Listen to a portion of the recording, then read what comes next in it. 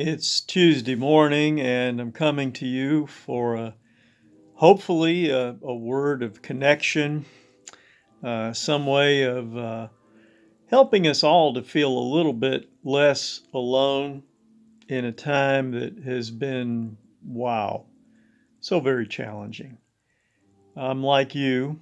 I very much long for the time when we might be able to rejoin our fellowship safely and with as many people as can possibly join together. And we are diligently working toward that as best we can do.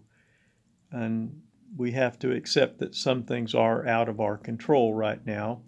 So we turn to the Lord and we ask Him to guide us, give us His peace, His strength, and I think even teach us, if I might be so bold as to suggest such an idea, that there may be something that we can learn about who we are as Christian people and who we are as brothers and sisters in the Lord, how we might be able to reach out to others who are not really sure about God through our faith and our commitment. So I commend you for the many things that you are doing all the time. You may not know it, but I know a lot of what people are doing. I hear the stories and I'm witness to them. Recently, Lloyd Baird wrote a very nice tribute to Joe Dillon and his association with Joe through the years. It was very moving and touched me as I am sharing the pain of grief with you and his home going to heaven. It was a great story about Joe and his integrity and the kind of man that he was among us, and I think he would want us to continue to be as we relate to one another.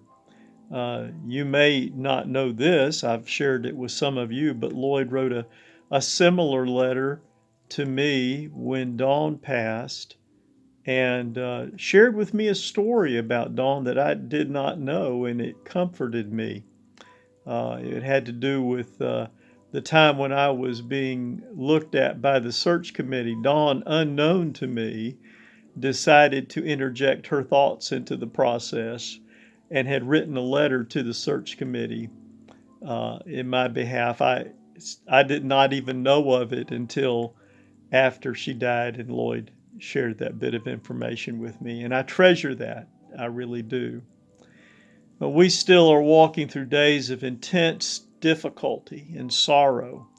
Uh, these life events that we've come upon with sickness and passing have been hard on our people, hard on one another, and especially made so by the distance that we are required now to keep from one another.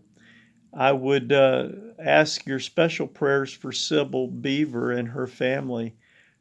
I just opened up my email, and Wayne is close to his home going to heaven. I would hope that we would all take a moment of time and prayer, remember each other, lift each other up. There are so many more I could mention who have gone through days of grief and difficulty, the loss of loved ones, of children and grandchildren. Uh, it has been so very, very hard. But this thing I do know, that God is with us. And because of the relationship that we have with Him, our grief, though very sad, is not unconquerable. We have hope. We have the reassurance of Christ's presence with us, and He is with us. Please hold on to hope. Please keep believing, because God is working among us in an amazing way. People are being touched, I know, in this community through you, through the good and warm and kind acts you are doing. By protecting one another in a time of contagious disease, you are demonstrating your love for your brothers and sisters around you. So thank you for that. Continue to do that. This is a witness that we are demonstrating to our community right now. Now, one other thing I know is that life goes on, and we find ways to live our lives even in the midst of this difficulty. It's almost like we've gone to another planet, isn't it? Like we have to put our spacesuits on to go outside.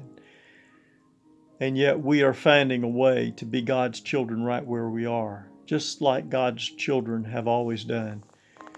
I hope that you know that I love you and I'm praying for you. And now I know that some of you are wondering, Chuck, it's the World Series now. It's weird. It's the World Series without a lot of fans. There's a few, but not a lot. And I don't know exactly who to pull for. Well, I just want to tell you that as your pastor, the answer is go Dodgers! Y'all have a good week.